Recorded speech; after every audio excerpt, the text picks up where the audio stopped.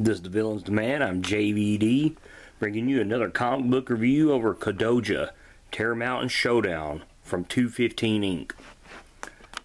Last year I heard about this indie book and I began to search for it. There wasn't a lot on the internet. I come across its small website and found some links to where there was a project on Kickstarter for it. Lucky for me, I found information that 215 Inc. was going to release it and I'd get the chance to read it. And trust me, I cannot thank them enough for it. This book is fantastic. I can't stop talking about it. Before I do, though, I'm going to give you a summary of the plot. Major General Jennifer Cruz of the Special Weapons Division gets a call about Kodoja, a DNA droid they built. It just woke up from a 3-year hibernation on its own and has destroyed their headquarters. The division believes Kodoja thinks it's in a battle simulation as the military constantly throws tanks and jets at it. She knows that attacking it is pointless because they know they can't beat it as Kodoja begins performing attacks they didn't program it for. Her team scrambles for a way to stop the monster. Kodoja continues to destroy every way the military throws at it. Cruz finds herself realizing that the machine is using their own communications to mount a counterattack. Soon they find out that Kodoja was hacked. With a secret weapon, they manage to knock him into a river and lose track of him. During the rampage, Secretary of Defense Al Crow gives a press conference over the current event. During a speech, he receives a text about an awakening. This makes him nervous, causing him to take a break from the conference. As he returns, he has a psychotic breakdown, screaming at the press that they don't know what they're up against. Then fires a gun into the crowd before blowing his brains out on national television. Also during this time you meet a man named Steve who is being interviewed in a small room. He tells a group of men that he had a dream about a giant serpent, a volcano, and a vault. The serpent was telling him to kill all the non-believers. Then he's seen himself killing a man. The group of men, who are detectives, informed Steve that the last part was a dream, and he had actually killed 11 people. He doesn't tell him that Kodoja was in his dream. At a mental health institution, the inmates seem to be having the same dreams, which leads them to murdering the staff. A man by the name of Mercury Velez has moved up into the role of Secretary of Defense and tells the press about demonology, about how serpents appear in all culture and religions throughout man's history. He questions where did they go? When will they return? About that time, a giant serpent from Crater Lake, Oregon appears. It spits some type of corrosive on the civilians.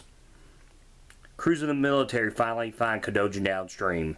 It emerges and battles the serpent in Port Emerald. During the battle, Kodoja cuts the snake in two with lasers from its eyes, causing it to become two separate serpents. After killing one, the other spouts wings and flees. As it does, Kodoja goes unconscious from a failed attack that required massive amounts of power. This gives Cruz's team the time they need to find a way to shut down the droid. Kodoja awakens and faces the serpent, which now looks like a spine-covered dragon of some sort at the base of Terror Mountain. During the battle, it's knocked into the mountain and emerges from another transformation. This time it looks like it came from a Lovecraft story. It has tentacles and insectoid features and appendages with its serpentine body. Now it seems more powerful than before, as Kodoja can't seem to beat it. As this is going on, Cruz and Jenkins are on a plane with a shut-off switch for the robot. They get caught in the battle, and we don't know if they make the parachute jump. As the fight between the monsters reaches its end, Kodoja leaps high into the air and sends an earth-shattering punch to the serpent's head, smashing it to a bloody pulp and killing it. Afterwards, with the right amount of luck, Cruz survives and powers down the droid with a switch. During the final battle, Secretary of Defense Velez and a Professor Isamu Murakami are looking into Al Crow's suicide. Mercury believes a Cosmic Awakening is happening. They find out about his text after his death, but then find that there's a second one that the press has not seen. It reads a bunch of gibberish, followed by the words, "Unholy Herald, first of many." This terrifies Murakami as he realizes more monsters are coming. This book was amazing, and if you're a huge fan of kaiju genre like I am, you're going to love it. It has all the pieces that make kaiju movies great. You have two unknown monsters with heavy military and scientific presence mixed with just a little bit of mystical allure. You want a great battle, lots of action, this book has it. In the back of all the issues, there's top secret files and newspaper clippings to further the story. If it was up to me, I'd send this book to Toho, have them make a movie, and then get a hold of Bandai and have an SH Monstarts figure. I mean, this comic is so much fun. One of the aspects of the book that I enjoy, it's in black and white. I love watching all the Japanese monster movies, no matter if they're old or new, in black and white, so that kind of hits home for me. But if you're a type of person that likes to see things in color, don't worry. In the back of each book, there's a piece of art in full color, so you'll be able to tell what color the monsters actually are. What's great about it is this is a fresh face to the world of kaiju that's been watered down by the likes of Godzilla and Gamera for about the past 60 years. Now with a new face, fans will want to know what the monster is capable, and Kodoja, aka Project Colossus, aka X66-7, has plenty of powers and abilities. Now none of these abilities and weapons have names except for one. I'll get to that when I get there. It said Kodoja attacked the Special Weapons headquarters that was 16 miles away from his location. In the secret files, if you read them, you realize he was targeting that location before being shut down during the battle simulation. Later on, General Cruz asked how far away is Kodoja from him. It stated he is 22.4 miles. Her subordinate replies they're well within range of its short-range attacks 3 minutes ago. She kind of laughs and says, "What's his long range?" The subordinate replies, "Utah's long range." That is quite the attack for a robot. It's shown that he is strategically minded and quick enough to knock multiple jets out of the air with a radio tower. Later on, the military decides they want a 5-flank attack with fighter jets. As they make the attack, Kodoja leaps into the air, stretches all of his limbs and his neck using his head as a weapon, and stops all the attacks simultaneously. There's a concentrated plasma cannon in its mouth, which Kodoja uses to blast the head off one of the serpents. This demonstrated to Cruz that it knew how to locate structural weaknesses in objects. Later, a larger cannon is shown as its stomach. This reminded me of Gamera's Furnace Blast, Mana Blast, whatever you want to call it. This also may be the same cannon fired out of its mouth. It is said that Kodoja can analyze chemicals and such. This is seen when Cruz's team tries to analyze the acid vomit from the serpents, but they forget that the machine's not under their control and they can do no such thing. If you're a fan of giant mechs when they're fighting robots, Kodoja has the classic rocket fist that return and lock back in place. It has an attack that's called the Tectonic Disruptor, aka the Continent Punch. It seems like it would be really badass. The bad thing is you don't get to see it. But they describe it as an electromagnetic shockwave delivered through a high velocity rotating fist that can cause an earthquake. You can tell how awesome it is because Cruz and her staff were grateful that Kodoja went unconscious before he could finish this attack. That should tell you exactly how devastating it should be. Also at the end of the book, when you see him jump high into the air and deliver the punch to the head of the serpent, combine that with a rocket fist and this continent punch, could probably be pretty devastating. It might even be able to take Godzilla if you'd believe that. Also, on top of all this, it should be mentioned that when Kodoja was hibernating, it was working on its weapon system. The Tectonic Disruptor should not have been capable when it went out of control. Its durability is off the charts. It's mentioned that in 400 battle simulations, it was only scratched once. Also, its ability to process information while in battle is unbelievable. It had a 100% destruction rate in all simulations. Through all this, it's shown one weakness. a high-pitched frequency from the serpent at the end of the book, causing to horribly miss a rocket punch. It seems as though this threw off his equilibrium. Now, back into the history of Kodoja, I mentioned in the back of the books there was secret files and newspaper clippings that added to the elements of the story. In issue 3, there's one over the battle simulation which resulted in Kodoja's shutdown. I bring this up because at least in 1961 they had been working on the unit, and it mentions another version, so I assume maybe at one time there was more than 1 or 2, 3 Kodojas. It also mentions that it had multiple predecessors. There's an X771.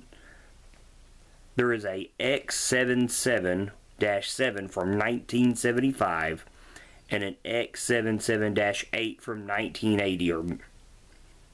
So right in the beginning of the first arc of Kodoja, you're already gaining knowledge that this monster's been around for quite some time and has been causing issues for the weapons division since it's created. In the end, it's an extremely powerful AI. There are 2 human relationships that I assume will be the main focus of the story going forward. The first is the Secretary of Defense Mercury Velez and Professor Murakami. Throughout the book, you find out that there's an old grudge between the two. Mercury was once the professor's student, and then he stole all his research on geology and the Cosmic Awakening and struck rich with it, causing Murakami to almost lose his job. Alcro's suicide brings them back together. You're not sure if it's going to mend their relationship, but they're very excited over the prospects of this Cosmic Awakening being real. But it kind of leaves you with the question, they haven't seen each other in years, so what new information do each of them have to share with each other? The next is Cruz, the head of the Special Weapons Division, and a man named Jenkins.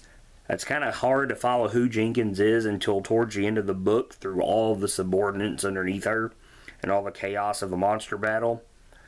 But I'm assuming they worked together in special weapons at one time. It's a surprise with their relationship because as Cruz is going to jump from the plane to shut off Kodoja, Jenkins mentions their daughter, and this entire time they've shown no sense that at one time they were husband and wife, girlfriend and boyfriend, but it seems that this has brought them closer together. It's kind of strange if you think about how monster battles do that. Godzilla vs. Martha, a Battle for Earth, kind of has the same premises with it, with a couple and their kid stuck in the middle. But the last time you see Jenkins, he's drowning. He thinks he has some broken bones after the plane crash, and he mysteriously washes up on the beach. The comic book leaves you with a lot of questions, which isn't a bad thing at all. As a reader, when coming across something new, you should want that. You should want to be able to draw in and imagine what the possibility of things could be later on in the future. But the most important is, what is Kodoja? We know it's a DNA android. It's been around for decades now. Kind of reminds me of Kiru, aka Mechagodzilla 3. It's basically a cyborg. It's half monster, half machine. But obviously I'm going to assume that it was a monster before it was a cyborg. So, you know, what is its origins? You know, Murakami and them had seen the text about the Unholy Herald, you know, in that it was the first. But is Kodoja really the Unholy Terror? Or was the serpent the Unholy Terror? I kind of seen that that's what it was. It was the awakening of something like that. And more importantly, you know, are there still more serpents alive? Are we going to actually get names for them? You don't get a name for the serpent that was in this book.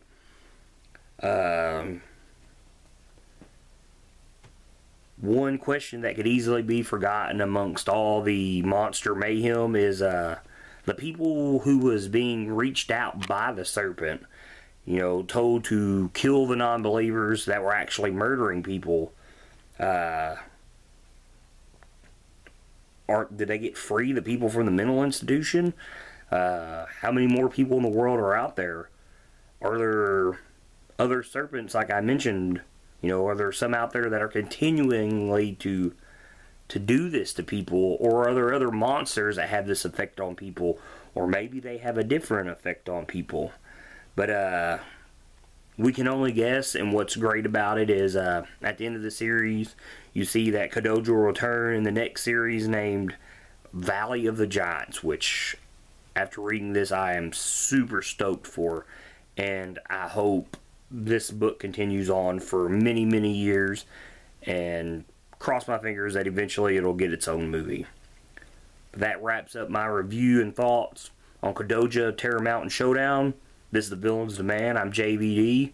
Like us on Facebook, follow us on Twitter, subscribe to us on YouTube, share this video. Keep reading, guys.